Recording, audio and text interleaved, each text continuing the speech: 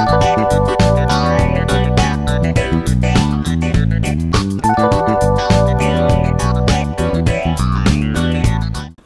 everyone, Sat Shri Akal ji. This is Manpreet Singh. We are here with another episode here in Elegant Faces. आज ਅਸੀਂ ਗੱਲ ਕਰਾਂਗੇ immigration ਬਾਰੇ. So I have Kunal Kapoor ਜੋ immigration consultant ਹੈਗੇ ਆ Calgary based ਔਰ ਪਿੱਛੇ ਕਾਫੀ ਸਾਲਾਂ ਤੋਂ ਇਹਦੇ ਵਿੱਚ ਕੰਮ ਕਰ ਰਿਹਾ ਸਟ੍ਰੇਟ ਦੇ ਵਿੱਚ and he is doing good.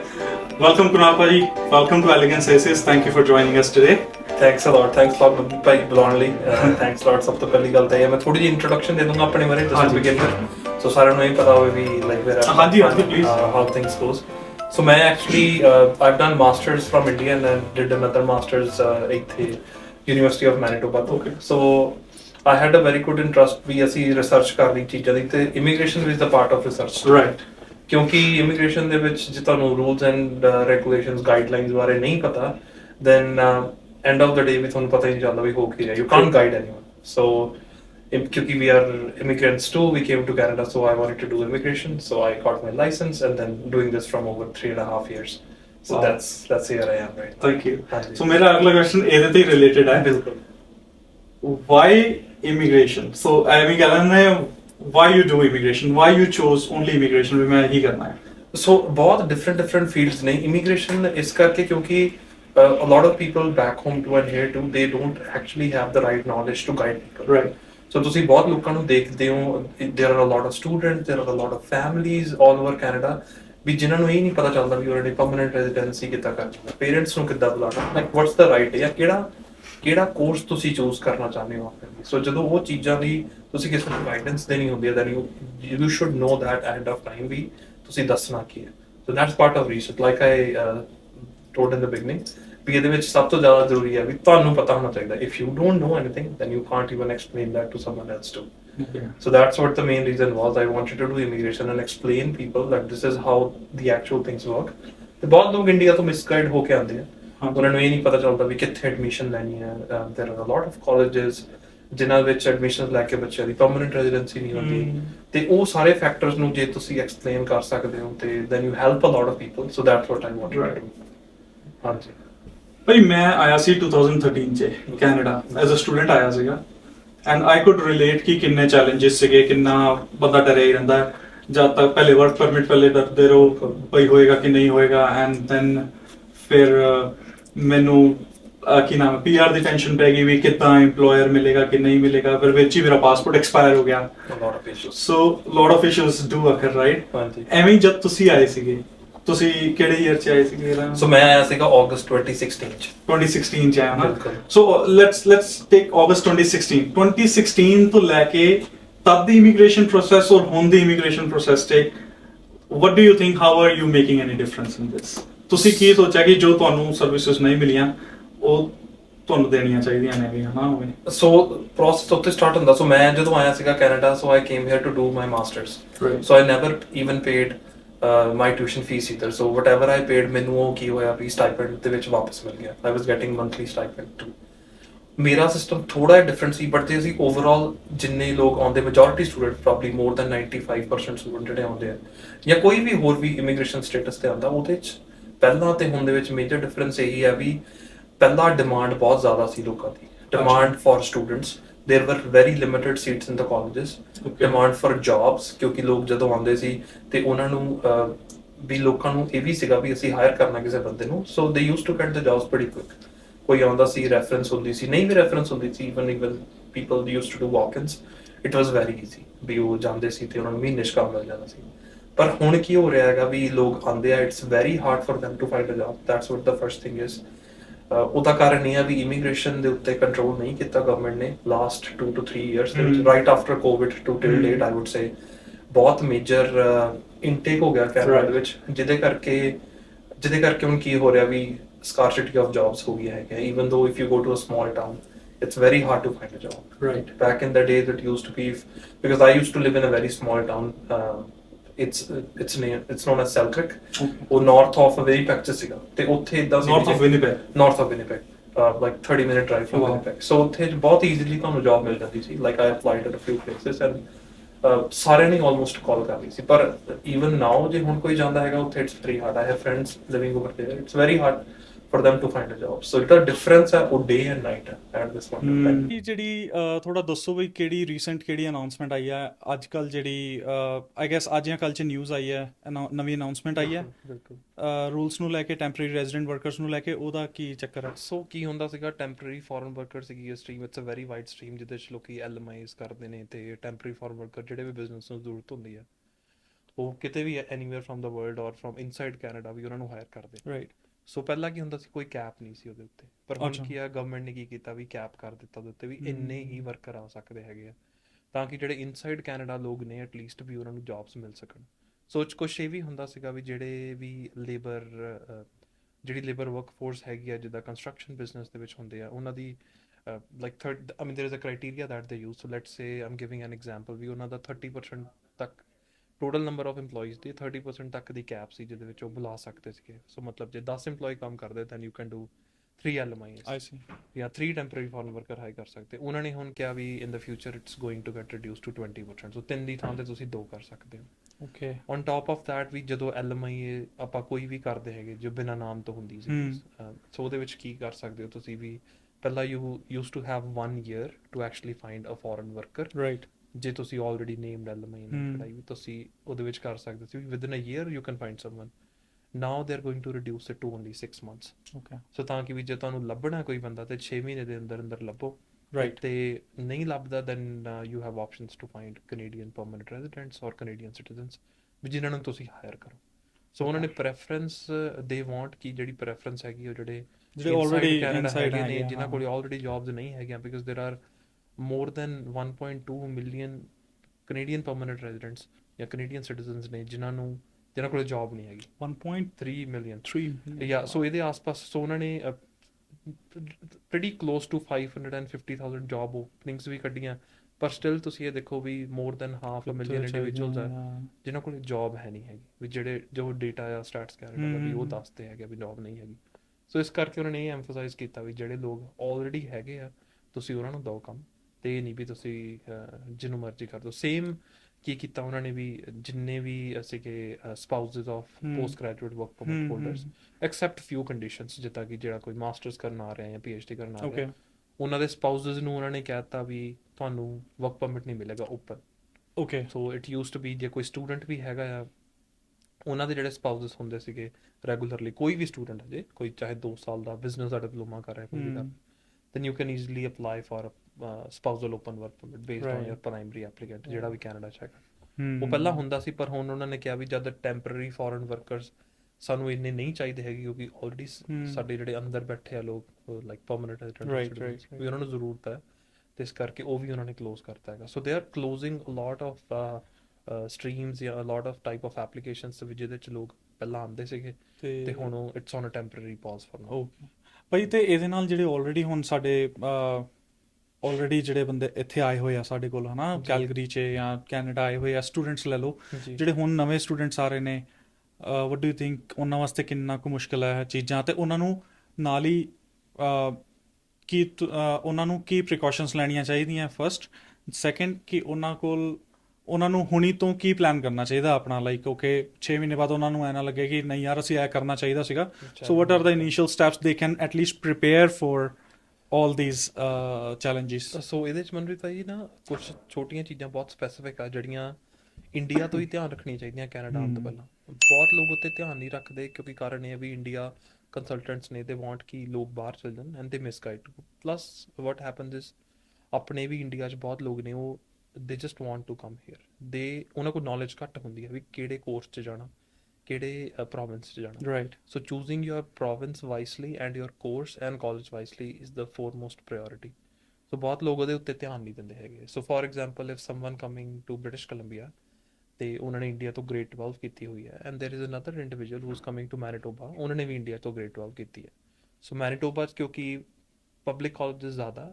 It's hard for Indian consultants ਵੀ ਉਹ 'ਚ ਐਡਮਿਸ਼ਨ ਕਰਵਾ ਸਕਣ ਸੋ ਪਰ public and private colleges British Columbia 'ਚ ਬਹੁਤ ਜ਼ਿਆਦਾ same is the case with Ontario too so ਕੀ ਹੁੰਦਾ ਵੀ ਉੱਥੇ admissions easily ਮਿਲ ਜਾਂਦੀਆਂ and then they send them there but the guidelines for provincial nomination and permanent residency ਉਹ ਬਹੁਤ different ਨੇ ਦੋਵਾਂ ਦੀਆਂ ਹੁਣ ਜਿੱਦਾਂ ਆਪਾਂ ਜੇ British Columbia ਦੀ ਗੱਲ ਕਰੀਏ they have a point based system right so as Manitoba too But British Columbia ਦੇ point based systems, it's very very hard for a grade 12 individual ਜਿਹੜਾ Okay. ਇੱਥੇ ਆ ਕੇ 2 ਸਾਲ ਦਾ ਕੋਰਸ ਕਰਦਾ ਹੈ ਵੀ ਪੋਸਟ ਗ੍ਰੈਜੂਏਟ ਵਰਕ ਪਰਮਿਟ ਤੇ PR ਲਾ ਸਕੇ, ਕਿਉਂਕਿ ਪੀਐਨਪੀ ਦਾ ਜਿਹੜਾ ਸਕੋਰ ਹੈਗਾ ਕੱਟ ਆਫ ਮੀਟ ਨਹੀਂ ਹੁੰਦੀ ਹੈਗੀ।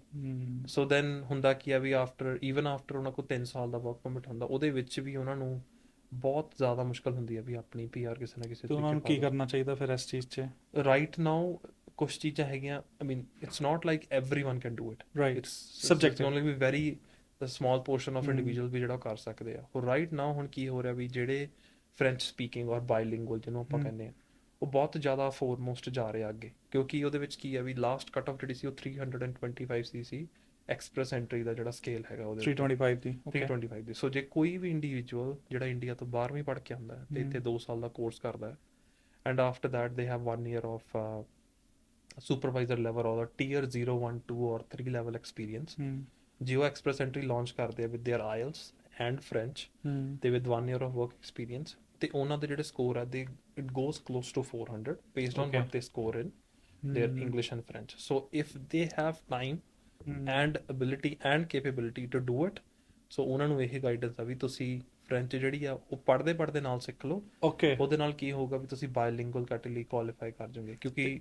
ਉਹ ਮੇਜਰਲੀ ਜਿੰਨੀਆਂ ਪ੍ਰੋਵਿੰਸ ਆ ਉਹ ਬਹੁਤ ਟਾਈਟ ਕਰਦੇ ਪਏ ਆ ਵੀ ਕਿਸੇ ਬੰਦੇ ਨੂੰ ਪੀਐਨਬੀ ਦੇਣ ਲਈ। ਸੋ ਬੇਸਿਕਲੀ ਫ੍ਰੈਂਚ ਇੱਕ ਵੱਡਾ ਐਸੈਟ ਹੋ ਸਕਦਾ ਹੈ। ਐਸੈਟ ਹੈ, ਬਹੁਤ ਵੱਡਾ ਐਸੈਟ ਹੈ। ਤੇ ਇਹਦੇ ਵਾਸਤੇ ਫ੍ਰੈਂਚ ਵਿੱਚ ਤੁਹਾਨੂੰ ਕੋਈ ਜਿਵੇਂ ਆਇਲਸ ਐਗਜ਼ਾਮ ਦੇਣਾ ਪੈਂਦਾ ਇੰਗਲਿਸ਼ ਤੇ ਇੱਕ ਸਰਟਨ ਗ੍ਰੇਡਿੰਗ ਕੁਆਲੀਫਾਈ ਕਰਨ ਵਾਸਤੇ, ਐਵੇਂ ਫ੍ਰੈਂਚ ਵਿੱਚ ਵੀ ਉਹਨਾਂ ਨੂੰ ਦੇਣਾ ਪਏਗਾ ਕਿ ਉਹ how will they measure? So evaluation is always based on an examination. Yeah. So ਬਿਨਾਂ examination ਤੋਂ ਕਿਸੇ ਵੀ ਚੀਜ਼ ਦੀ evaluation ਨਹੀਂ ਹੋ ਸਕਦੀ, same like any profession too. So ਉਹਦੇ ਲਈ ਉਹਨਾਂ ਦਾ ਆਪਣਾ ਗ੍ਰੇਡਿੰਗ ਸਿਸਟਮ ਹੈ, ਟੈਸਟ ਹੈਗਾ, ਪਹਿਲਾਂ ਆਪਣਾ ਲਰਨ ਕਰਦੇ ਆ French and then they give their exam.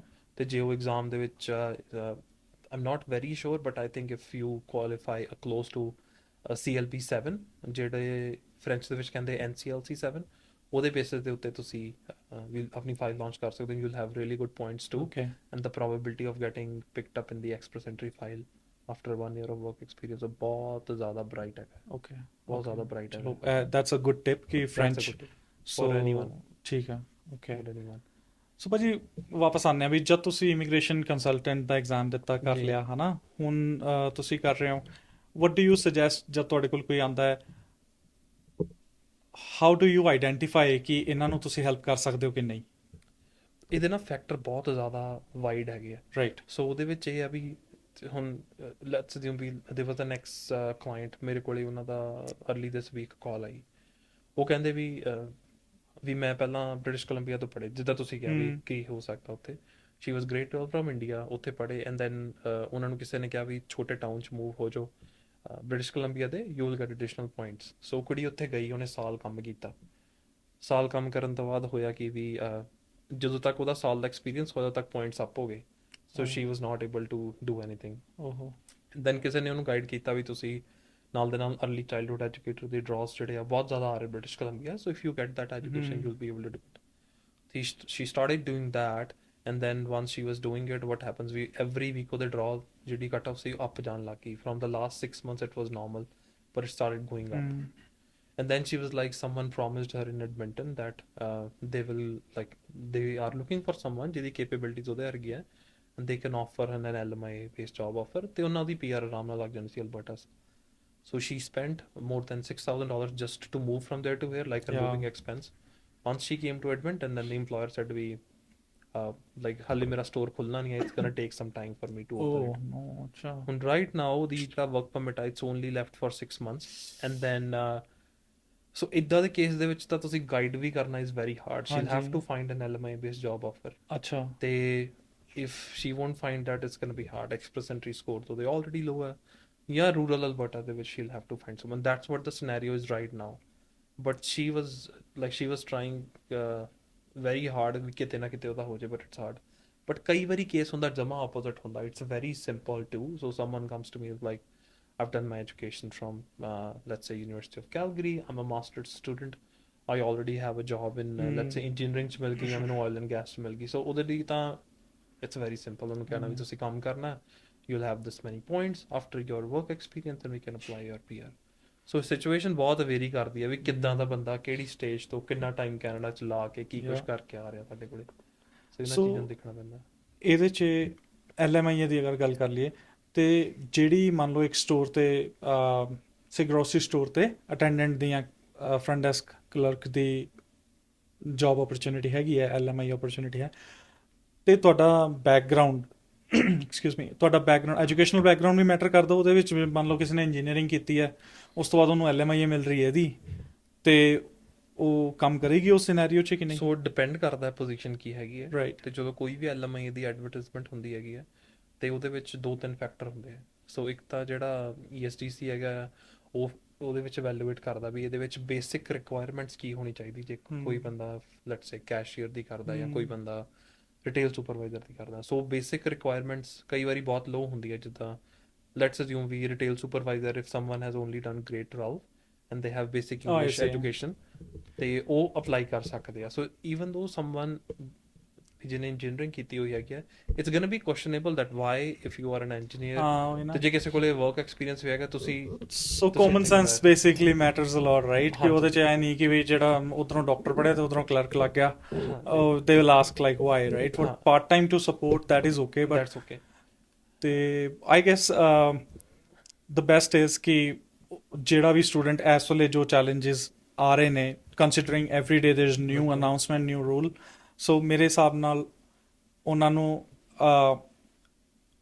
ਇੱਕ ਪ੍ਰੋਪਰ ਗਾਈਡੈਂਸ ਨਾਲ ਦੇ ਨਾਲ ਹੀ ਰੱਖਣੀ ਚਾਹੀਦੀ ਹੈ, ਜਾਂ ਆਪ ਸਟੱਡੀ ਕਰ ਲਓ ਜਾਂ ਬਿਲਕੁਲ ਆਪ ਰਿਸਰਚ ਕਰੋ ਉਨੀ। Yes I always say in real estate ਵੀ ਕਿ ਤੁਸੀਂ ਆਪਣੀ ਰਿਸਰਚ ਕਰੋ, ਜਾਂ ਫਿਰ ਤੁਸੀਂ ਕਿਸੇ ਨਾਲ ਟਰਸਟ ਕਰਕੇ, ਕੋਈ ਟਰਸਟਡ ਐਡਵਾਈਜ਼ਰ ਨਾਲ ਗੱਲ ਕਰਕੇ ਜੋ ਤੁਹਾਨੂੰ ਪ੍ਰੋਪਰ ਤੁਹਾਡਾ ਸਿਨੈਰੀਓ ਤੁਹਾਨੂੰ ਐਟਲੀਸਟ ਪ੍ਰਿਪੇਅਰ ਕਰ ਸਕੇ ਡਾਊਨ ਦ ਲਾਈਨ ਜਦ ਤੁਸੀਂ ਹੋਵੋ। You should not have any wrong band Ki in your think ਕਿ ਉਹ ਤੁਹਾਨੂੰ ਬਾਅਦ ਚੋਂ ਬਿਲਕੁਲ। ਟਰਬਲ ਦੇਵੇ। ਭਾਜੀ ਕਮਿੰਗ ਬੈਕ, ਹੂੰ ਤੁਹਾਨੂੰ ਕੈਲਗਰੀ ਕਿੱਦਾਂ ਦੀ ਲੱਗ ਰਹੀ ਹੈ 2016 ਤੋਂ ਇੱਧਰੋਂ ਤੁਸੀਂ ਨਾ 2018 ਸੋ ਚ? ਮੈਂ 2018 ਅਕਤੂਬਰ ਚ ਮੂਵ ਹੋਇਆ ਸੀ ਅਕਤੂਬਰ 'ਚ ਇੱਥੇ। move ਹਾਂਜੀ, ਹੋਏ, ਉਸ ਹਨਾ? ਤੋਂ ਪਹਿਲਾਂ ਮੇਰਾ 2 ਸਾਲ ਦੀ ਮਾਸਟਰ ਸੀ ਉੱਥੇ। ਅੱਛਾ। So overall I love Calgary. So I Why? Love mountains, that's what Okay. The first thing is. So ਮੈਨੂੰ ਮਾਊਂਟੇਨਸ ਪਸੰਦ ਆ, ਹਾਈਕਿੰਗ ਪਸੰਦ ਆ, ਇਸ ਕਰਕੇ like I can find both the things here. So it's very easy ਵੀ Right. ਇੱਥੋਂ ਤੁਸੀਂ ਜਾਣਾ ਹਾਈਕਿੰਗ ਕਰਨ ਲਈ ਤਾਂ ਤੁਸੀਂ you drive for an hour and half and you are there in the mountain. So that's what ਆਈ ਲਵ। ਤੇ 2018 ਤੁਹਾਡਾ ਕੋਈ ਪਹਿਲੇ ਸੀਗਾ ਕੈਲਗਰੀ 'ਚ, ਕੋਈ ਫੈਮਿਲੀ ਸੀਗੀ ਉਹਨਾਂ ਨੇ ਸੁਜੈਸਟ ਕੀਤਾ, ਜਾਂ ਉਹਨਾਂ ਕਰਕੇ ਆਏ, ਜਾਂ ਜਿਵੇਂ ਮੇਰੀ ਫੈਮਿਲੀ ਇੱਥੇ ਕੈਲਗਰੀ ਸੀਗੀ already, so I had to come here? Okay, so ਮੇਰੇ ਐਕਚੁਅਲੀ ਨਾ ਵਾਈਫ ਦੇ ਫਰੈਂਡਸ ਸੀਗੇ ਇੱਥੇ, ਅੱਛਾ। ਤੇ ਅਸੀਂ 2017 'ਚ ਇੱਕ ਵਾਰੀ ਘੁੰਮਣ ਆਏ and at that point of time we were deciding ਵੀ ਵਿਨੀਪੈਗ ਹੀ ਪਰਮਾਨੈਂਟਲੀ ਰਹਿਣਾ ਜਾਂ ਕੈਲਗਰੀ। ਸੋ ਉਦੋਂ ਕੀ ਸੀ ਵੀ real estate market of Winnipeg and Calgary was very equivalent. ਜਿੰਨੇ ਦਾ ਘਰ ਉੱਥੇ ਆਉਂਦਾ ਸੀ, ਜੇ 5 ਲੱਖ ਜਾਂ 500,000 ਜੋ ਤੁਸੀਂ ਉੱਥੇ ਲੈ ਸਕਦੇ ਸੀ, you can buy the same here too. So we bought our first property in December 2018। Even at that time ਵੀ ਜਿਹੜਾ ਉੱਥੇ ਦਾ ਘਰ ਸੀ ਤੇ ਇੱਥੇ ਦਾ ਘਰ ਸੀ, ਉਹਦੀ ਪ੍ਰੋਪਰਟੀ ਵੈਲਿਊ ਮੋਰ ਔਰ ਲੈਸ ਵਾਸ ਸੇਮ। ਅੱਛਾ। ਸੋ ਅਸੀਂ ਇਸ ਕਰਕੇ ਕਿਹਾ ਵੀ ਇੱਥੇ ਇੱਕ ਤਾਂ ਸੋਹਣਾ ਹੈ ਦੇਖਣ ਨੂੰ, ਤੇ ਜੇ ਪ੍ਰੋਪਰਟੀ ਵੈਲਿਊ ਸਾਰਾ ਕੁਝ ਠੀਕ ਹੈਗਾ ਆ ਤਾਂ it's not going to affect us. Job opportunity is a little higher here than there. ਤੇ then I started applying for jobs ਤੇ ਅਸੀਂ ਇੱਥੇ ਆ ਗਏ ਫਿਰ। Any regrets moving? No, I love being here. You love being here? I love being here. I ਠੀਕ still ਹੈ। love being here. So usually weekends ਫਿਰ ਬੈਂਕ ਹੀ ਨਿਕਲਦੇ ਆ? ਬਿਲਕੁਲ ਮੈਪ ਚੱਲਦੀ ਦਾ ਹੈਗਾ। ਵਿਨੀਪੈਗ ਦੀ ਇੱਕ ਖਾਸੀਅਤ ਇਹ ਸੀ ਵੀ ਉੱਥੇ ਗਰਮੀ ਬਹੁਤ ਵਧੀਆ ਹੁੰਦੀ ਹੈ। ਅੱਛਾ। ਇਟਸ ਨਾਟ ਲਾਈਕ ਕੈਲਗਰੀ ਵੀ ਅੱਜ ਗਰਮੀ ਆ ਤੇ ਕੱਲ ਮੀਂਹ ਪੈ ਗਿਆ ਤੇ ਇਟਸ ਹਾਰਡ। ਐਵੇਂ ਨਾ ਕਹੋ, ਕੈਲਗਰੀ 'ਚ ਬਹੁਤ ਗਰਮੀ ਪੈਂਦੀ ਹੈ। ਵਿਨੀਪੈਗ ਜਿੰਨੀ ਨਹੀਂ ਪੈਂਦੀ ਉੱਥੇ, ਅੱਛਾ। +40 ਕਾਫੀ ਦਿਨਾਂ ਤੱਕ ਰਹਿੰਦਾ ਆ। ਅੱਛਾ। ਤੇ ਬਹੁਤ ਲੋਕਾਂ 'ਚ ਉੱਥੇ ਕਾਮਨ ਹੈ ਵੀ ਤੁਸੀਂ ਸਵਿਮਿੰਗ ਪੂਲ ਆ ਤੁਹਾਡੇ ਬੈਕਯਾਰਡ ਦੇ ਵਿੱਚ। ਅੱਛਾ। ਇੱਥੇ ਉਹ ਘੱਟ ਕਾਮਨ ਹੈ, ਤੁਸੀਂ ਰੀਅਲਟਰ ਤੁਹਾਨੂੰ ਜ਼ਿਆਦਾ ਪਤਾ। ਇੱਥੇ ਇੰਡੋਰ ਹੁੰਦੇ ਆ ਹਾਂਜੀ, ਤੁਹਾਨੂੰ ਜ਼ਿਆਦਾ ਜ਼ਿਆਦਾਤਰ ਪਤਾ ਵੀ ਇੱਥੇ ਘੱਟ ਹੁੰਦੇ, ਪਰ ਉੱਥੇ ਬੜਾ ਕਾਮਨ ਹੈਗਾ ਵੀ ਲੋਕ ਰੱਖਦੇ ਆ ਸਵਿਮਿੰਗ ਪੂਲਸ ਆਪਣੇ। ਠੀਕ ਹੈ। ਸੋ ਇਸ ਕਰਕੇ ਵੀ ਦੋਨੋਂ ਚੀਜ਼ਾਂ ਦਾ ਪ੍ਰੋਸ ਐਂਡ ਕੌਨਸ ਹੈਗੇ, ਪਰ ਇੱਥੇ ਆਪਣੀ ਜਗ੍ਹਾ ਉਹ ਆਪਣੀ ਜਗ੍ਹਾ ਹੈਗਾ। ਸੋ ਇਸ ਕਰਕੇ ਇਹ ਤਾਂ ਹੈਗਾ। Very quickly, why Calgary? And if not Calgary then ਤੁਸੀਂ ਵਿਨੀਪੈਗ ਚੂਜ਼ ਕਰਨਾ ਹੁੰਦਾ, ਉਹ ਤੁਸੀਂ ਦੱਸ ਚੁੱਕੇ ਹੋ, ਬਿਲਕੁਲ। But why Calgary and why not Calgary? It depends ਵੀ ਤੁਹਾਡਾ ਪਹਿਲਾਂ ਮੈਨੂੰ ਇਹ ਦੱਸੋ ਵੀ ਇਹ ਕਿਹਨਾਂ ਲਈ ਹੈ, ਵੀ ਕਿਉਂਕਿ ਸਪੈਸੀਫਿਕ ਵੀ ਕਿਹੜੀ ਪੋਪੂਲੇਸ਼ਨ ਲਈ ਹੈ, ਵੀ ਜਿਹੜੇ ਟੈਂਪਰੇਰੀ ਰੈਜ਼ੀਡੈਂਟਸ ਆ ਰਹੇ like visitor, students, work permit holders, ਜਾਂ ਉਹ ਜਿਹੜੇ ਆਲਰੇਡੀ ਪਰਮਨੈਂਟ ਰੈਜ਼ੀਡੈਂਟਸ ਨੇ ਤੇ ਉਹ ਇਹ ਸੋਚਦੇ ਆ ਵੀ ਇੱਥੇ ਆ ਕੇ ਅਸੀਂ ਘਰ ਲੈ ਲਾਂਗੇ, ਜਿਹੜਾ ਪਹਿਲਾਂ ਟੋਰਾਂਟੋ ਨੇ ਤੇ ਉਹ ਇੱਥੇ ਆ ਕੇ ਆਉਣਗੇ ਨਾ। ਵੀ ਦੋਨਾਂ ਲਈ ਜਿਹੜਾ ਆਨਸਰ ਹੈ ਉਹ ਬਹੁਤ ਡਿਫਰੈਂਟ ਹੈ। ਦੋਨਾਂ ਦੀ ਦੇ ਦਿਓ। ਦੋਨਾਂ ਲਈ ਤਾਂ ਬੜਾ ਲੰਬਾ ਆਨਸਰ ਹੋ ਜਾਣਾ, ਪਰ anyhow okay, brief in like brief ਮੈਂ ਤੁਹਾਨੂੰ ਦੱਸਦਾ। ਜੇ ਤਾਂ ਟੈਂਪਰੇਰੀ ਰੈਜ਼ੀਡੈਂਟਸ ਨੇ at this point of time ਵੀ ਇਹ ਹੈਗਾ ਵੀ ਜੇ ਤੁਸੀਂ ਸਟੂਡੈਂਟ ਆ ਰਹੇ ਹੋ ਜਾਂ ਇੱਥੇ ਵਰਕਰ ਆ ਰਹੇ ਹੋ, ਸੋ ਉਹਨਾਂ ਲਈ ਇਹੀ ਹੁੰਦਾ ਵੀ ਅਸੀਂ ਇੱਥੇ ਆ ਕੇ ਪਰਮਨੈਂਟ ਰੈਜ਼ੀਡੈਂਸੀ ਲੈਣੀ ਹੈਗੀ ਹੈ ਨਾ। ਕੋਈ ਵੀ ਬੰਦਾ ਹੋਊਗਾ their dream is to get the permanent residency. ਤੇ ਜੇ ਉਹਨਾਂ ਨੇ ਆਣਾ ਹੈਗਾ ਤੇ ਜਿਹੜੇ ਅਲਬਰਟਾ ਦੀ ਸਟਰੀਮ ਹੈਗੀ ਆ ਜਿਹੜੀ ਬਹੁਤ ਪਪੂਲਰ ਸੀ, Alberta opportunity stream, that you can do even after LMIA PR ਲਾ ਸਕਦੇ ਸੀ, ਜਾਂ ਤੁਸੀਂ ਲਾਈਕ ਪੜ੍ਹ ਕੇ ਲਾ ਸਕਦੇ ਸੀ, ਉਹ at this point of time is on pause. So ਉਹ ਇਹਨਾਂ ਨੇ most probably, like no one knows when it's gonna open, but ਜੇ ਤੁਸੀਂ ਸਟੈਟਸ ਦੇਖਦੇ ਹੋ ਉਹਨਾਂ ਦੀ ਵੈਬਸਾਈਟ ਤੇ they have close to for Alberta opportunity stream they have close to 4,900 to 5,000 like 5,000 application quota for a year. So ਇਸ ਸਾਲ ਦਾ already exhaust ਹੋ ਗਿਆ ਆ। They only have I think ਮੈਂ ਸਵੇਰੇ ਚੈੱਕ ਕੀਤਾ ਸੀ around 250 pending in that, ਹਨਾ। ਸੋ ਉਹ ਤਾਂ ਹੀ ਉਹਨਾਂ ਨੇ ਪੌਜ਼ ਤੇ ਲਾਇਆ। ਜੇ ਉਹ ਦੇਖਦੇ ਹੋ ਨੈਕਸਟ ਈਅਰ ਜੈਨ ਤੱਕ ਮੋਸਟ ਪ੍ਰੋਬਬਲੀ ਖੁੱਲੂਗਾ, ਤੇ ਉਦੋਂ ਤੱਕ ਇੰਨੀਆਂ ਹੀ ਐਪਲੀਕੇਸ਼ਨਾਂ ਹੋਰ ਇਕੱਠੀਆਂ ਹੋ ਜਾਣੀਆਂ। ਸੋ ਅਗਲੇ ਸਾਲ ਵਾਲੇ ਲੋਕਾਂ ਨੂੰ ਉਸ ਤੋਂ ਅਗਲੇ ਸਾਲ ਪ੍ਰੋਬਬਲੀ ਵੇਟ ਕਰਨਾ ਪਵੇ। So it's hard for them right now। ਤੇ ਵੀ ਆਓ ਸਟਿਲ ਸਕਦੇ, if someone is here to start their education, then ਉਹਨਾਂ ਦੀ ਐਜੂਕੇਸ਼ਨ ਅੱਜ ਤੋਂ 2 ਸਾਲ ਬਾਅਦ ਖਤਮ ਹੋਣੀ ਹੈ। Then they have a lot of time ਵੀ ਉਹਨਾਂ ਨੇ ਪੜ੍ਹਨਾ ਹੈ, ਐਜੂਕੇਸ਼ਨ ਖਤਮ ਕਰਨੀ ਹੈ, then they will gain their work experience. So by that time it's gonna be 2.5 years or so। ਸੋ ਹੁਣ ਤਾਂ ਸਾਰਾ ਸਿਸਟਮ ਠੀਕ ਹੋ ਜਾਊ। ਕੈਲਗਰੀ ਵੀ ਉਦਾਂ ਹੀ, ਬਟ ਆਈ ਥਿੰਕ ਜੋ ਮੈਂ ਪਰਸਨਲੀ ਇਹਨਾਂ ਦਿਨਾਂ ਦੇ ਬਿਲੀਵ ਕਰ ਰਿਹਾ ਕਿ ਸਿਸਟਮ ਨੀਡਸ ਅ ਰੀਸੈਟ ਬਿਗ ਟਾਈਮ। ਬਿਲਕੁਲ। ਜਿੰਨਾ ਅਸੀਂ ਨਾ ਮਤਲਬ it's in the air and it's like nobody everybody is stressed right now, be it immigration, be it housing market, be it financial market. So ਤੁਸੀਂ ਕਿੱਦਾਂ ਬੈਲੈਂਸ ਕਰ ਰਹੇ ਹੋ ਲਾਈਫ ਅਜੇ, ਪ੍ਰੋਫੈਸ਼ਨਲ ਐਂਡ ਉਦਾਂ ਵੀ ਤੁਸੀਂ ਸਟ੍ਰੈਸ ਥੋੜਾ ਜਿਹਾ ਕਿੱਦਾਂ ਮੈਨੇਜ ਕਰ ਰਹੇ ਹੋ? ਸੋ ਸਟ੍ਰੈਸ ਮੈਂ ਘੱਟ ਲੈਣਾ personally, so that's a different scenario. ਪਰ ਓਵਰਆਲ ਜੇ ਤੁਸੀਂ ਦੇਖਦੇ ਹੋ, if I get the clients that I get every day, ਉਹਨਾਂ ਵਿੱਚ ਬਹੁਤ ਜ਼ਿਆਦਾ change. A lot of people they are stressed out, ਕਿਉਂਕਿ ਕਈ ਲੋਕਾਂ ਨੇ ਆਪਣੀ ਪ੍ਰੋਵਿੰਸ਼ੀਅਲ ਨੋਮੀਨੇਸ਼ਨ ਲਾਉਣੀ ਸੀ, ਜਾਂ ਕਈ ਬੰਦੇ ਤੇ ਘਰ ਲੈਣ ਲਈ ਆਏ ਸੀ, ਦੇ ਆਰ ਪਰਮਨੈਂਟ ਰੈਜ਼ੀਡੈਂਟਸ। ਉਹਨਾਂ ਨੂੰ ਲੱਗਦਾ ਸੀ ਵੀ ਇੱਥੇ ਆ ਕੇ ਅਸੀਂ ਘਰ ਬੜੇ ਆਰਾਮ ਦੇ ਨਾਲ ਲੈ ਲਾਂਗੇ, ਬਹੁਤ ਸੌਖਾ ਹੋਊਗਾ।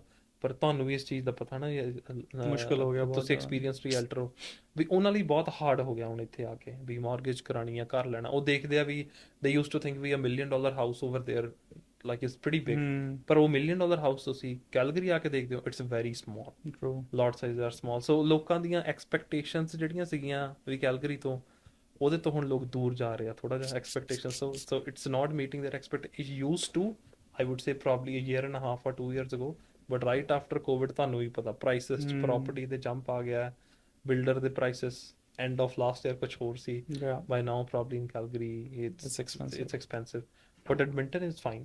ਤਾਂ ਤੁਹਾਨੂੰ ਜ਼ਿਆਦਾ ਪਤਾ ਨਾ ਐਡਮਿੰਟਨ ਦਾ ਪ੍ਰਾਈਸ। ਹੁਣ ਕਾਫੀ ਲੋਕੀ ਐਡਮਿੰਟਨ ਵੱਲ ਜਾ ਰਹੇ ਆ, ਬਿਕਾਜ਼ ਐਡਮਿੰਟਨ ਔਰ ਕੈਲਗਰੀ 'ਚ ਅਪਰੋਕਸੀਮੇਟਲੀ 80,000 ਤੋਂ ਲੈ ਕੇ $1 ਲੱਖ ਤੱਕ ਦਾ ਮੈਨੂੰ ਲੱਗਦਾ ਕਿ ਡਿਫਰੈਂਸ ਹੈਗਾ। But having said that there are many aspects, ਹਨਾ। ਸਿਰਫ ਪ੍ਰਾਈਜ਼ ਹੀ ਇੱਕ ਬਹੁਤ ਵੱਡਾ ਫੈਕਟਰ ਪ੍ਰਾਈਜ਼ ਹੀ ਹੈਗਾ ਆਪਣੇ ਆਪ 'ਚ, ਬਟ ਫਿਰ ਵੀ ਹੋਰ ਵੀ ਬੜੇ ਐਲੀਮੈਂਟਸ ਹੁੰਦੇ ਨੇ। ਤੇ ਕੈਲਗਰੀ 'ਚ ਆਈ ਥਿੰਕ IT ਜਿਹੜਾ ਸੈਕਟਰ ਬੂਮ ਕਰ ਰਿਹਾ, ਬਟ ਆਫ ਕੋਰਸ ਹੁਣ ਕਿੱਥੇ 6.7 ਮਿਲੀਅਨ ਪੋਪੂਲੇਸ਼ਨ ਹੈ ਟੋਰਾਂਟੋ, ਵੈਂਕੂਵਰ, ਉਧਰ ਦੀ BC ਦੀ ਜ਼ਿਆਦਾ ਹੈਗੀ ਹੈ। ਇੱਧਰ ਇੰਨੀ ਹੁਣ ਆਉਂਦੇ ਟਾਈਮ ਤਾਂ ਲੱਗੇਗਾ, ਓਵਰਨਾਈਟ ਤਾਂ ਨਹੀਂ, ਬਟ ਪ੍ਰਾਈਜ਼ਸ ਮੈਚ ਕਰੀ ਜਾਂਦੇ ਨੇ। So that is I think still ਠੀਕ ਹੈ। ਤੁਸੀਂ 8 ਲੱਖ ਦਾ ਘਰ ਹੋ ਗਿਆ, ਪੀਪਲ ਕੈਨ ਨਾਟ ਬਾਏ, ਜੋ ਨਹੀਂ ਬਾਏ ਕਰ ਸਕਦੇ first time home buyer prefer to stay below 600 ਜਾਂ $500,000। ਬਟ ਸਟਿਲ ਜੋ ਇੱਥੇ ਤੁਸੀਂ 8 ਲੱਖ 'ਚ ਜਾਂ 9 ਲੱਖ 'ਚ ਅਗਰ ਤੁਸੀਂ second time third time home ਬਾਇਰ ਹੋ, ਉਹ ਤਾਂ ਵੀ ਆਈ ਗੈਸ ਟੋਰਾਂਟੋ ਵੈਂਕੂਵਰ 'ਚ ਇੰਨਾ ਤੇ ਨਹੀਂ। ਸਿਟੀ ਦੇ ਅੰਦਰ ਤੁਸੀਂ ਆਊਟਰ ਸਕਰਟਸ 'ਚ ਚਲੇ ਗਏ, ਫਿਰ ਦੇਖੋ 40 ਮਿੰਟਸ ਇੱਧਰ ਉੱਧਰ, 50 minutes, 60 minutes, eventually you are not in the city, right. But ਉਹ ਇੱਕ ਡਿਫਰੈਂਟ ਟੌਪਿਕ ਆ ਜਾਂਦਾ। ਬਿਲਕੁਲ ਡਿਫਰੈਂਟ। ਅਗਰ ਅਸੀਂ ਵਾਪਸ ਗੱਲ ਇਮੀਗ੍ਰੇਸ਼ਨ ਦੀ ਹੀ ਕਰੀਏ, ਤੁਹਾਨੂੰ ਆਪਣਾ ਬਿਜ਼ਨਸ ਸੈਟਅਪ ਕਰਨ 'ਚ ਕਿੰਨਾ ਟਾਈਮ ਲੱਗਿਆ? ਸੋ ਬਿਜ਼ਨਸ ਐਸਟੈਬਲਿਸ਼ਮੈਂਟ ਜਿਹੜੀ ਹੁੰਦੀ ਹੈ ਉਹ ਰੈਫਰੈਂਸ ਬੇਸਡ ਬਹੁਤ ਜ਼ਿਆਦਾ ਵੀ ਹੁੰਦੀ ਹੈਗੀ ਹੈ। ਸੋ ਮੇਰਾ ਬ੍ਰਦਰ ਸੀਗਾ, ਉਹ ਸਕੂਲ ਜਾ ਰਿਹਾ ਸੀਗਾ ਇੱਥੇ। ਮਾਈ brother in law was also in the school at that time. So we got a lot of reference from the school students. ਤੇ ਉਹਦੇ ਵਿੱਚ ਇੱਦਾਂ ਹੁੰਦਾ ਵੀ if you do good to them ਤੇ it comes back to you, of course. So ਅਸੀਂ ਕਿਸੇ ਵੀ ਬੰਦੇ ਨਾਲ what I have done from the starting is I have guided them genuinely. A lot of people will say that's okay, ਕੋਈ ਗੱਲ ਨਹੀਂ, PR ਹੋ ਜੂਗੀ, ਤੁਸੀਂ ਇੱਥੇ ਆ ਜਾਓ। ਸੋ ਜੇ sometimes you have to be straight forward too, ਜੇ ਕਿਸੇ ਦਾ ਨਹੀਂ ਹੋਣਾ you should tell them instead of misguiding them. ਇਹ ਉਹੀ ਹੈ ਜਿੱਥੇ ਆਪਾਂ ਸ਼ੁਰੂ ਕੀਤਾ ਸੀ ਵੀ ਇਹਦੇ ਵਿੱਚ ਰਿਸਰਚ ਤੇ ਜਿਹੜੀ ਤੁਹਾਡੀ ਇਹਦੇ ਵਿੱਚ ਨੌਲੇਜ ਹੈਗੀ ਉਹ ਹੋਣੀ ਚਾਹੀਦੀ। ਜੇ ਨਹੀਂ ਹੈਗੀ ਦੈਨ ਤੁਸੀਂ ਲੋਕਾਂ ਨੂੰ ਖਰਾਬ ਕਰ ਰਹੇ ਹੋ। ਸੋ ਇਸ ਕਰਕੇ initially it was very hard. Initially ਤਾਂ I use to pick up the calls 7 days a week, used to have meetings 7 days a week। But ਹੌਲੀ ਕੀ ਹੋਇਆ then we started getting based on reference, right, and like based on our reviews, ਕਿਉਂਕਿ ਹੁਣ like we started in Feb 2021, ਉਦੋਂ ਤੋਂ ਲੈ ਕੇ ਹੁਣ ਤੱਕ we have close to 300 5-star reviews. ਤੇ ਉਸ ਸੋ ਲਾਈਕ ਪੂਰੇ ਕੈਲਗਰੀ 'ਚ ਦੇਖਦੇ ਹੋ it's rank to reviews 5 star। ਤੇ ਉਹ ਅਸੀਂ ਇੰਨੇ ਚਿਰ ਦੀ ਤਾਂ ਹੀ ਕਰ ਸਕੇ ਕਿਉਂਕਿ ਅਸੀਂ ਕਿਸੇ ਨੂੰ ਮਿਸਗਾਈਡ ਨਹੀਂ ਕੀਤਾ। So the key to this is same in every profession ਮੈਨੂੰ ਲੱਗਦਾ। ਦੈਟਸ ਵਾਟ ਆਈ ਥਿੰਕ ਕਿ if you remain truthful na, that's it, ਤੇ you are in this business for a long run, like business overnight millionaire ਨਾ ਬਣਨ ਲਈ ਤੁਸੀਂ ਸੋਚੋ। opportunities ਆਉਂਦੀਆਂ ਨੇ but over the time ਆਉਂਦੀਆਂ ਨੇ, ਤੁਸੀਂ ਆਪਣਾ ਕੰਮ ਇਮਾਨਦਾਰੀ ਨਾਲ ਟਰਾਂਸਪੇਰੈਂਸੀ ਨਾਲ ਕਰੀ ਜਾਓ। ਬਿਕਾਜ਼ ਸਾਡੇ ਦੋਨਾਂ ਦੇ ਜਿਹੜੇ ਪ੍ਰੋਫੈਸ਼ਨ ਨੇ ਰੀਅਲ ਏਸਟੇਟ ਤੇ ਇਮੀਗ੍ਰੇਸ਼ਨ, ਆਈ ਗੈਸ ਮੈਂ ਨਾ ਟਿਕਟੌਕ ਦੇਖ ਰਿਹਾ ਸੀ, people were like against it, they are like spreading hatred about it, a lot of these profession like ਐਵੇਂ ਹੋ ਗਿਆ ਉਵੇਂ ਹੋ ਗਿਆ। I did not feel good about it, to be honest. ਕੀ ਉਹ ਸਹੀ ਨੇ? I don't know. ਕੀ ਉਹ ਗਲਤ ਨੇ? I don't know. ਉਹ ਉਹਨਾਂ ਦਾ ਪਰਸਪੈਕਟਿਵ ਹੋ ਸਕਦਾ ਬਟ ਆਈ ਗੈਸ ਲਾਈ ਲੱਗ ਜ਼ਿਆਦਾ ਹੈ, ਬਹੁਤ ਜ਼ਿਆਦਾ। ਆਪਣੇ ਐਕਸਪੀਰੀਅੰਸ ਦਾ ਕਿਸੇ ਨੂੰ ਪਤਾ ਨਹੀਂ, ਬਟ ਇੱਕ ਅਗਰ ਉਹੀ ਗੱਲ ਹੈ ਨਾ ਵੀ ਇੱਕ ਅਗਰ ਕਰਸ ਕਰ ਰਹੇ ਆ ਗੱਲ ਤੇ ਦੂਜੇ ਨੂੰ ਸਵਾਦ ਆਉਣ ਲੱਗ ਜਾਂਦਾ, ਦੂਜਾ ਹੋਰ ਦਾ ਉਹਨੂੰ ਦੇਖਿਆ ਵੀ ਮੇਰੇ ਤੇ 2 ਕਮੈਂਟ ਹੋਰ ਆ ਗਏ, ਉਹ ਚੱਲ ਹੋਰ ਉਹ ਚੀਜ਼ ਹੈ। But yes, in every basket there are some bad fruits, so there are some units of good fruit too। ਨਹੀਂ ਕਿ ਬਈ ਪੰਜੋਂ ਉਂਗਲਾਂ ਬਰਾਬਰ ਨੇ in any profession you go। ਦੇਖੋ ਡਾਕਟਰਸ ਲੈ ਲਓ, ਕਦੀ ਕਦੀ ਕੇਸ ਖਰਾਬ ਹੋ ਜਾਂਦਾ ਹੈ, ਕਦੀ ਇਹਦਾ ਮਤਲਬ ਇਹ ਨਹੀਂ ਹੈ ਕਿ ਸਾਰੇ ਡਾਕਟਰਸ ਖਰਾਬ ਹੋ ਗਏ। ਬਟ ਕੈਲਗਰੀ ਹੁਣ ਕਿੰਨੇ ਕੁ ਬੰਦੇ ਆ ਰਹੇ Calgary immigration point of view ਨਾਲ, ਜਿਹੜੇ ਇਮੀਗ੍ਰੇਸ਼ਨ ਇੰਡੀਆ ਤੋਂ ਸਿੱਧਾ ਆ ਰਹੇ ਜਾਂ ਹੋਰ ਵੀ ਕਿਸੇ ਕੰਟਰੀ ਸਿੱਧਾ ਕੈਲਗਰੀ ਆ ਰਹੇ? ਸੋ ਹੋਇਆ ਕਿ ਵੀ ਲਾਸਟ ਈਅਰ ਦੇ ਐਂਡ ਤੱਕ ਤਾਂ ਕਿਉਂਕਿ ਅਲਬਰਟਾ ਨੇ ਨਾ ਇੱਕ ਨਵਾਂ ਪ੍ਰੋਗਰਾਮ ਲਾਂਚ ਕੀਤਾ which was a blessing for everyone from anywhere in the world। Okay, ਉਹਨਾਂ ਨੇ ਕੀ ਕੀਤਾ ਵੀ ਰੂਰਲ ਪ੍ਰੋਗਰਾਮ ਸ਼ੁਰੂ ਕਰਤਾ ਇੱਕ। ਠੀਕ ਹੈ। ਜੇ ਕੋਈ ਛੋਟਾ ਟਾਊਨ ਹੈਗਾ ਜਿਹਦੀ 100,000 ਤੋਂ ਘੱਟ ਪੋਪੂਲੇਸ਼ਨ ਹੈ, ਸੋ ਉੱਥੇ ਜਿੰਨੇ ਵੀ ਬਿਜ਼ਨਸ ਹੈ, ਜੇ ਉਹਨਾਂ ਨੂੰ ਜੇ ਪਹਿਲਾਂ ਤਾਂ ਉਹ ਕਮਿਊਨਿਟੀ ਰਜਿਸਟਰ ਕਰਾਉਂਦੀ ਸੀ ਤੇ I mean whatever the process was, but ਜਿਹੜੀ ਰੂਰਲ ਦੇ ਵਿੱਚ ਇਹ ਸੀ ਵੀ ਤੁਹਾਡੇ ਕੋਲੇ ਕੋਈ ਵੀ ਵਰਕ ਐਕਸਪੀਰੀਅੰਸ ਹੈਗਾ ਤੇ ਤੁਸੀਂ ਰੈਲੇਵੈਂਟ 1 year ਦਾ ਤੇ ਤੁਸੀਂ ਰੈਲੇਵੈਂਟ ਵਰਕ ਐਕਸਪੀਰੀਅੰਸ ਇੱਥੇ ਲੱਭ ਲੈਂਦੇ ਹੋ and the small town will give you the endorsement letter ਤੇ ਤੁਸੀਂ ਡਾਇਰੈਕਟ PNP ਅਪਲਾਈ ਕਰ ਸਕਦੇ ਹੋ। Last year it used to take only 2 weeks to get your PNP approval in rural. ਮੈਂ ਫਾਈਲਾਂ ਲਾਈਆਂ ਬਹੁਤ ਜ਼ਿਆਦਾ ਇਨ ਇਸ ਫਾਲ ਓਲਡਸ ਤੋਂ, ਤੇ ਉੱਥੇ ਇਦਾਂ ਹੁੰਦਾ ਸੀ ਵੀ ਅਸੀਂ ਜੇ 1st of April ਨੂੰ ਫਾਈਲ ਲਾਈ ਤੇ 7 ਜਾਂ 10 April ਨੂੰ PNP ਅਪਰੂਵ ਹੋ ਕੇ ਆ ਜਾਂਦੀ ਸੀ because the applications were very less. ਹੁਣ ਕੀ ਹੋਇਆ, ਉਹਦਾ ਕੋਟਾ ਨੀਅਰ ਅਬਾਊਟ 880 ਦਾ ਆ ਫॉर ਅ ਈਅਰ ਜਿਹੜੇ ਉਹ ਇਸ਼ੂ ਕਰ ਸਕਦੇ ਹੋ, 880, ਠੀਕ ਹੈ, ਅਰਾਊਂਡ ਦੈਟ ਪ੍ਰੋਬਬਲੀ +-10। ਉਹਦੇ ਵਿੱਚ at this point of time ਦੇਰ ਆਰ ਓਵਰ 1600 ਐਪਲੀਕੇਸ਼ਨਸ ਪੈਂਡਿੰਗ ਜਿਹੜੀਆਂ ਸਬਮਿਟ ਹੋ ਗਈਆਂ। ਸੋ ਟੈਕਨੀਕਲੀ 2 ਸਾਲ ਦਾ ਕੋਟਾ ਆਲਰੇਡੀ ਰਿਜ਼ਰਵ ਹੋਇਆ ਪਿਆ ਉਹਨਾਂ ਕੋਲੇ। ਹੁਣ ਪਹਿਲਾਂ ਤਾਂ ਲੋਕਾਂ ਨੂੰ ਪਤਾ ਸੀ, ਹੁਣ ਜਿਹੜੇ ਲੋਕ ਤਾਂ it comes back to the guidance to. ਹੁਣ ਜੇ ਮੇਰੇ ਕੋਲੇ ਕੋਈ ਆਂਦਾ, ਮੈਂ ਉਹਨਾਂ ਨੂੰ ਕਹਿੰਦਾ ਵੀ ਅਲਬਰਟਾ ਦੀ ਵੈਬਸਾਈਟ ਖੋਲੋ, ਉੱਥੇ ਪ੍ਰੋਸੈਸਿੰਗ ਐਂਡ ਇਨਵੈਂਟੋਰੀ ਤੇ ਕਲਿੱਕ ਕਰੋ, ਤੇ ਲਿਖਿਆ ਹੋਇਆ ਕਿੰਨੇ ਲੋਕ ਹੈ। ਜੇ ਤੁਹਾਨੂੰ ਕੋਈ ਝੂਠ ਬੋਲ ਰਿਹਾ ਵੀ ਤੁਸੀਂ ਇੱਥੇ ਆ ਜਾਓ ਲੱਗ ਜੂਗੀ, ਦੈਨ ਆਈ ਮੀਨ ਉਹ ਕੁਛ ਨਹੀਂ ਹੈਗਾ ਉਹਦੇ ਵਿੱਚ। ਕਿਉਂਕਿ ਮੈਂ ਤੁਹਾਨੂੰ ਇੱਕ ਰੀਅਲ ਫੈਕਟ ਦੱਸਾਂ ਜੋ ਕਿਤੇ ਨਾ ਕਿਤੇ I have been there to. ਜਿਹੜਾ ਹੁੰਦਾ ਕੀ ਉਹ ਕਹਿੰਦਾ ਵੀ ਫਾਈਲ ਲਾ ਦਿਓ, ਇਨੀਸ਼ੀਅਲ ਰਜਿਸਟ੍ਰੇਸ਼ਨ ਪੈਸੇ ਤੇ ਮਿਲ ਗਏ। ਪਹਿਲੇ ਤੇ ਉਹ ਕਹਿੰਦੇ ਵੀ $100 ਕੰਸਲਟੇਸ਼ਨ ਫੀਸ ਹੈ, $200 ਆਈ ਮੀਨ ਇੱਦਾਂ ਗੱਲ ਕਰਦੇ ਆ ਹੈ ਨਾ। ਫਿਰ ਉਹ ਕਹਿੰਦੇ ਵੀ ਫਾਈਲ ਲਾ ਦਿਓ ਹੋ ਜਾਏਗਾ ਯੇ ਉਹ। ਫਾਈਲ ਦੇ ਤੁਸੀਂ 1000-1500 ਪਹਿਲੇ ਲੈ ਲਏ, ਅਗਲੇ ਦੀ ਫਾਈਲ ਆਏ ਨਾ ਆਏ, ਉਹ ਕਹਿੰਦਾ ਵੀ ਚੱਲ ਮੇਰਾ ਟਾਰਗੇਟ ਹੀ ਇੰਨਾ ਕੁ ਸੀਗਾ। Like people are doing that and that's again it's against the ethics I guess। ਤੁਸੀਂ ਕਿਸੇ ਨੂੰ ਖਰਾਬ ਨਾ ਕਰੋ, ਉਹਨੂੰ ਉਦਾਂ ਕਹਿ ਦਿਓ ਵੀ ਯੂ ਨੋ। ਭਾਜੀ ਤੁਸੀਂ ਕਿਹਾ ਵੀ ਮੈਂ ਸਟ੍ਰੈਸ ਨਹੀਂ ਲੈਂਦਾ and that is very important। that is a blessing to you for sure। ਕਈ ਵਾਰੀ ਹੋਈ ਦੀ ਬਹੁਤ ਘੱਟ, but I try to stay away from it 100%। ਨਹੀਂ ਠੀਕ ਆ। ਤੇ how do you stay away for it? What do you do? Stay away, the first thing is ਵੀ ਸਭ ਤੋਂ ਪਹਿਲਾਂ ਕਿਸੇ ਨੂੰ ਮਿਸਗਾਈਡ ਨਾ ਕਰੋ। ਜੇ ਮੈਂ ਕਿਸੇ ਨੂੰ ਅੱਜ ਮਿਸਗਾਈਡ ਕਰੂੰਗਾ, they can come back to me after a year ਵੀ ਭਾਜੀ ਮੇਰਾ ਜਦੋਂ ਮੈਂ ਆਇਆ ਸੀਗਾ ਤੇ ਮੇਰੇ ਕੋਲੇ ਸਾਲ ਦਾ ਵਰਕ ਪਰਮਿਟ ਪਿਆ ਸੀ, let's um just giving an example ਵੀ ਸਾਲ ਦਾ ਪਿਆ ਸੀ, ਜਾਂ ਕਿਸੇ ਦਾ ਪੇਰੈਂਟ ਆਇਆ ਹੋਇਆ ਉਹਨਾਂ ਨੂੰ ਮੈਂ ਕਹਿਤਾ ਵੀ ਤਾਂ ਉਹਨਾਂ ਦੀ PR ਲੱਗ ਜੂਗੀ, ਕੋਈ ਗੱਲ ਨਹੀਂ। If I will misguide them ਤੇ ਕੀ ਹੋਣਾ ਵੀ ਉਹ 1 ਸਾਲ ਬਾਅਦ ਮੇਰੇ ਕੋਲੇ ਆਣਗੇ, ਉਹ ਕਹਿਣਗੇ ਵੀ ਤੁਹਾਡੇ ਕਰਕੇ ਵੀ ਸਾਡੀ ਇਹ ਪ੍ਰੋਬਲਮ ਆਈ ਹੈ। ਠੀਕ ਹੈ, ਇਜ਼ ਦ ਸੇਮ ਲਾਈਕ ਜੇ ਤੁਸੀਂ ਕਿਸੇ ਨੂੰ ਘਰ ਲੈ ਕੇ ਦਿੰਦੇ ਹੋ, ਤੁਸੀਂ ਅੱਜ ਕਹਿ ਦਿੰਦੇ ਕੋਈ ਚੱਕਰ ਨਹੀਂ ਹੈ ਤੁਸੀਂ ਰਹੋ, ਹਨਾ, ਬਟ ਦੈਨ ਤੁਹਾਨੂੰ ਇਹ ਪਤਾ ਚੱਲੇ ਵੀ ਉੱਥੇ ਗਰੋ ਅਪ ਸੀ ਘਰ ਚ, ਉਹ ਬੰਦੇ ਨੂੰ 2 ਸਾਲ ਬਾਅਦ ਪਤਾ ਚੱਲੇ and then they will give you a call, due diligence ਨਹੀਂ ਕੀਤੀ। ਉਹਦੇ ਚ ਕੀ ਹੁੰਦਾ ਵੀ ਲਾਈਕ ਤੁਸੀਂ ਆਪਣੇ ਵੱਲੋਂ ਆਪਣੀ ਡਿਊ ਡਿਲੀਜੈਂਸ ਕੀਤੀ ਹੈ, ਸੋ ਇਟ ਨੈਵਰ ਹੈਪਨਸ ਵੀ ਕੋਈ ਤੁਹਾਨੂੰ ਕਾਲ ਕਰਕੇ ਇਹ ਕਹੂਗਾ ਵੀ ਤੁਸੀਂ ਮੇਰੇ ਨਾਲ ਗਲਤ ਕੀਤਾ ਸੀ, so I am at a stage now ਵੀ ਤੁਹਾਡੇ ਕਰਕੇ ਮੇਰੀ ਪ੍ਰੋਬਲਮ ਹੋਈ। The day you will start getting those calls, that means you are doing something wrong. ਸੋ ਨਹੀਂ ਉਹ ਚੀਜ਼ ਨੂੰ ਮੈਂ ਅਵੋਇਡ ਰੱਖਦਾ, ਤਾਂ ਕਰਕੇ ਵੀ ਜੇ ਕਿਸੇ ਦੀ ਕਦੇ ਵੀ ਜੇ ਅਸੀਂ ਫਾਈਲ ਲਾਉਣੇ, ਕਿਸੇ ਦੀ ਰਿਫਿਊਜ਼ਲ ਵੀ ਆਉਂਦੀ ਹੈ, ਕੁਝ ਵੀ ਆਉਂਦਾ ਆ, ਤੇ ਉਹਨਾਂ ਨੂੰ ਇਹ ਪਤਾ ਹੋਵੇ that's okay, it was expected but we tried our best, ਉਹਦੇ ਨਾਲ ਮੈਨੂੰ ਅੰਦਰੋਂ ਖੁਸ਼ੀ ਹੁੰਦੀ ਹੈ। ਸੋ ਜੇ ਤੁਸੀਂ ਅੰਦਰੋਂ ਹੈਪੀ ਹੋ ਦੈਨ ਸਟ੍ਰੈਸ ਥੋੜਾ ਦੂਰ ਰਹਿੰਦਾ। ਕਈ ਵਾਰੀ ਇਹ ਹੁੰਦਾ ਵੀ ਐਪਲੀਕੇਸ਼ਨ ਜ਼ਿਆਦਾ ਹੋ ਜਾਂਦੀਆਂ, ਉਹਦੇ ਕਰਕੇ ਸਟ੍ਰੈਸ ਜ਼ਰੂਰ ਹੋ ਜਾਂਦਾ, but that's a good stress I would say. ਫਿਰ ਇਹੀ ਮੇਨ ਗੋਲ ਤਾਂ ਇਹੀ ਹੁੰਦਾ। ਤੇ ਹੁਣ ਮੈਂ ਨਾ ਕਾਫੀ ਰਿਅਲਾਈਜ਼ ਕਰ ਰਿਹਾ, ਕਿਉਂਕਿ ਹਰ ਜਗ੍ਹਾ ਜਾਓ ਨਾ ਇਸ ਵੇਲੇ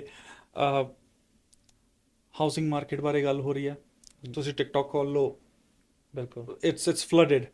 ਤੇ ਜਾਂ ਇਮੀਗ੍ਰੇਸ਼ਨ ਬਾਰੇ ਜ਼ਿਆਦਾ ਸਟ੍ਰੈਸ ਮੈਨੂੰ ਪਰਸਨਲੀ ਲੱਗਦਾ ਕਿ we should help more about immigration, because ਕਦੀ ਅਸੀਂ ਵੀ ਉਸ ਸਟੇਜ ਤੇ ਸੀਗੇ, ਬਿਲਕੁਲ ਹੈ ਨਾ। ਬਟ ਇਹ ਚੀਜ਼ਾਂ ਨਾ ਓਵਰਵੈਲਮਿੰਗ ਵੀ ਬਹੁਤ ਜ਼ਿਆਦਾ ਹੋ ਰਹੀਆਂ ਨੇ। Sometimes you should disconnect from media, from social media especially, disconnect ਹੋ ਜਾਓ ਨਿਊਜ਼ ਤੋਂ। that's how I cure myself ਕਿ ਮੈਂ ਨਾ ਬਿਲਕੁਲ ਡਿਸਕਨੈਕਟ ਹੋ ਜਾਂਦਾ ਸੋਸ਼ਲ ਮੀਡੀਆ ਤੋਂ, ਕਿ ਜੋ ਹੋ ਰਿਹਾ ਠੀਕ ਹੈ, but listening to all that all the time is not healing it. It's rather creating more trouble in my head. ਹਰ ਵੇਲੇ ਨਾ ਉਹ ਜਾ ਕੇ ਨਾ ਮੈਂ ਵੀ ਸਟ੍ਰੈਸ ਆਊਟ, ਹਰ ਵੇਲੇ ਸੋਸ਼ਲ ਮੀਡੀਆ ਤੇ ਵੀ ਇੱਕੋ ਹੀ ਗਾਣਾ ਇਹ ਵਾਲਾ ਕਰ ਲੈ ਲਓ, ਘਰ ਇੱਕੋ ਹੀ ਆ ਸਾਰੇ, ਉਹ ਤੇ ਜਾ ਕੇ ਵੀਡੀਓ ਸੇਮ, ਸਾਰੇ ਬੰਦੇ ਟਿਕਟੌਕ ਜਾ ਕੇ ਬਣਾ ਦਿੰਦੇ, ਸਾਰੇ ਸੇਮ। ਫਿਰ ਉਹ ਬਸ ਇੱਕ ਉਹਦੀ ਲੱਤ ਖਿੱਚਦਾ ਪਿਆ, ਆਈ ਡੋਨਟ ਨੋ ਕੀ ਚੱਲੀ ਜਾਂਦਾ। ਬਟ ਭਾਜੀ ਥੈਂਕ ਯੂ ਸੋ ਮਚ, ਤੁਸੀਂ ਕਾਫੀ ਵੈਲਿਊ ਦੇ ਰਹੇ ਹੋ, ਹੈ ਨਾ, ਇਸ ਆਪਣੇ ਬਿਜ਼ਨਸ ਵਾਈਜ਼ ਵੀ ਉਵੇਂ ਵੀ।